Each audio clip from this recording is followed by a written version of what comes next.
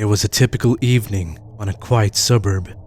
The sun was setting and my family gathered around the table for dinner.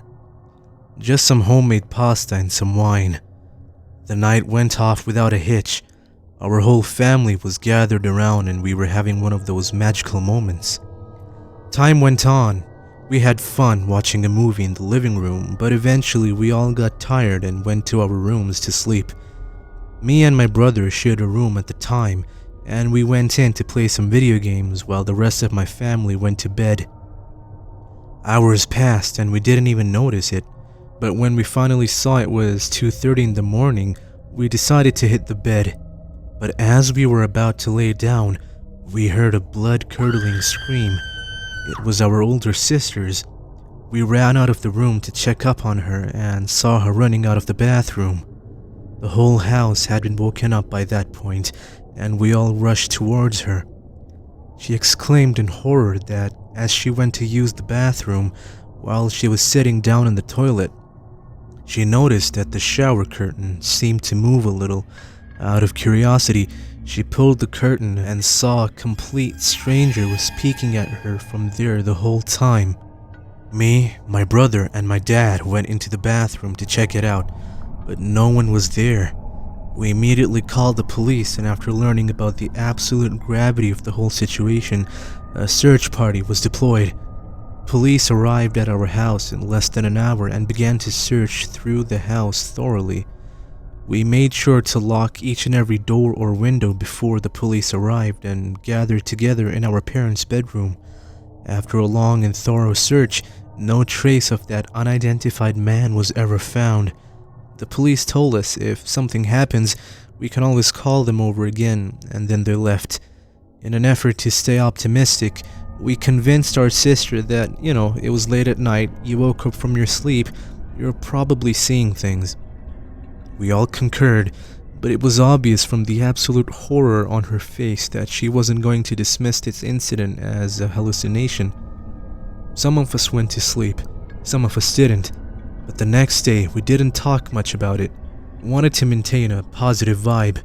Nothing happened the next few days, and honestly we had begun to forget about it until we started to notice that some things were going out of place. Things that we were sure no one would ever move from their place. The final straw was when we saw our grandmother's ash jar on the living room table. Every member of my family swore they didn't move it. Out of curiosity, my dad opened the jar once just to see if everything was in order, but the ashes inside were gone. In its place instead were bags of marijuana. We didn't call the police on this, but what we did instead was set up a phone camera in the living room and left the jar where it was. Using an app, my dad could see the living room in real time.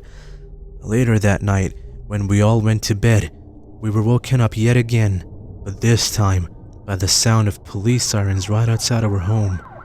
Earlier that night, when we went to our beds, my dad was observing the camera and he saw that this skinny, half-naked man emerged out from the back of the TV table and began roaming around the house, trying to find stuff to eat. Sure, my dad was scared, but this was his house, and he wasn't just gonna let any stranger roam around his property. So, he called the police, quietly, and told them that there was someone squatting inside their house without their knowledge. The police arrived a while later and opened the doors. The man made an attempt to hide again, but this time we knew his hiding spot. My dad told the police he's probably behind the TV table, and he was right. Behind the table, underneath all the cables, hunched over, was this skinny crack addict. Turns out he was a meth head. He was using drugs and even supplying them to some people. But he had made our home as his hideout. Just imagine, a threat that could possibly be fatal to your life, living inside the place that you deem most comfortable for yourself, your own home. And after a bit of information digging, the police found out that the man was just a local meth head junkie. But scariest of all, he had actually killed 3 people in his trade. This wasn't only a crack addict, but also a killer. We were honestly very disturbed by that point, and learning all the information that we had, we were just relieved that the man was caught. It dawned on my family that all those things that went missing were out of place were because of this man. He was squatting in our house for months, eating our food, sleeping God knows where, observing us all the time, without us knowing. The man was arrested and then sent to jail. Years later now, that incident just sometimes pops up into my mind, and I just get reminded that these days, no matter where you are, you can never be safe, not even in your own home.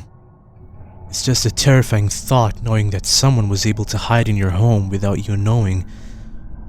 It's a feeling we all hope to never experience. Thanks for watching. Don't forget to subscribe to the channel for more such stories. Make sure to like the video and turn on the notification bell so you may be notified about upcoming videos. Until the next time, safety and peace.